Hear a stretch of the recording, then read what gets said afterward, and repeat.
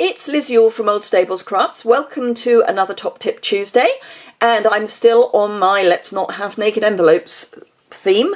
Last week you may remember that I showed you how to line and cover the flap of an envelope and how to cut the templates so that you have these to hand. What I'm probably going to do is clip them together so that I know I've always got them available. So this week something slightly different. And this week I'm looking at embossing folders. Now, there are various embossing folders that work really well. We've got our 3D embossing folders. We have our standard embossing folders, such as the one with the buttons all over it. They both work well. The standard ones, the ones that aren't as deep, obviously don't give such a deep impression, but are probably where I would start. And I'll just show you on an envelope that I have here. Let me grab my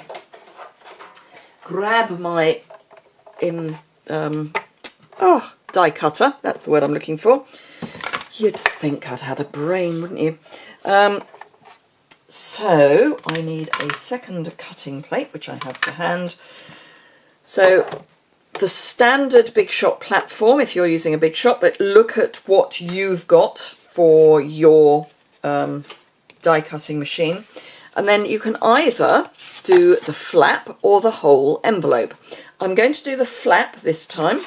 Let's see, will it go that way? No, I'm going to do it that way. Let me make sure I've got it going the right way, because I want it embossed, not debossed. Both looks are great, but I want embossed.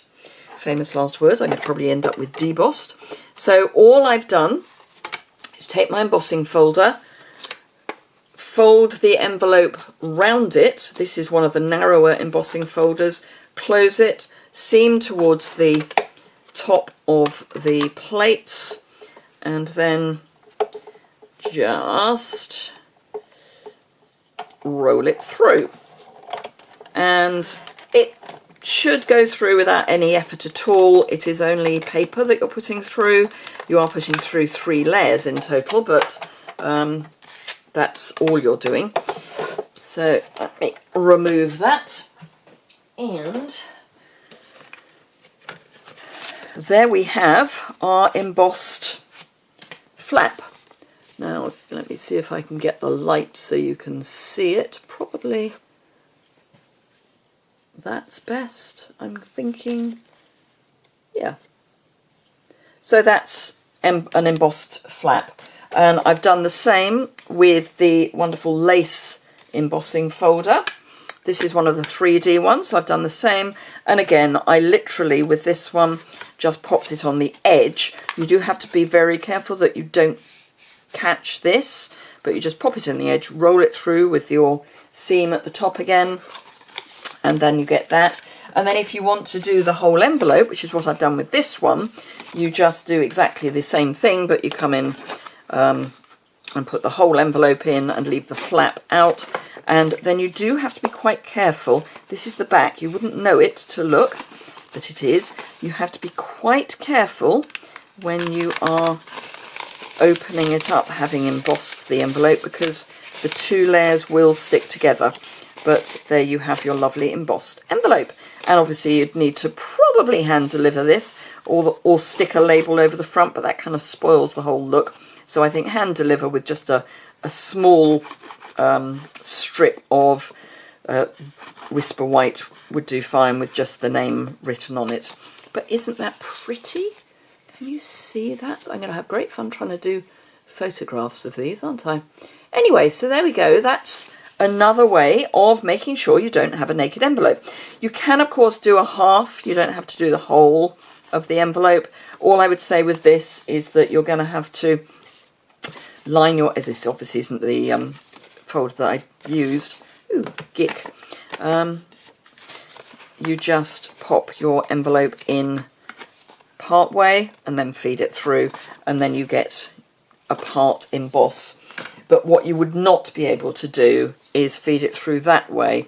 You could a couple of times and have the seam on the side, but just be careful because the seam is meant to be at the top. and you don't want it twisting, because that way you would snap this. So do just be careful with that. Okay, thank you very much indeed for watching. I hope you found that very quick top tip or two helpful. And let's banish naked envelopes. All the information, as ever, is in the web blog post. That's the word I'm looking for, blog post, which is linked below. If you're in the UK and would like to shop with me, you can do that by clicking the links below. And obviously, we're now in the middle of celebration. So if you would like to place an order that is at £45 or more, remember you will get free celebration items of your choice. And there are so many wonderful things to choose from. So do have a look at those. And of course, this is the best time to join my team. And you can join my team whether you're in the UK, France, Germany, Austria, or the Netherlands. I already have a team over in on mainland Europe, so no problem with that. Thank you very much indeed for watching, and I look forward to seeing you again very soon. Bye!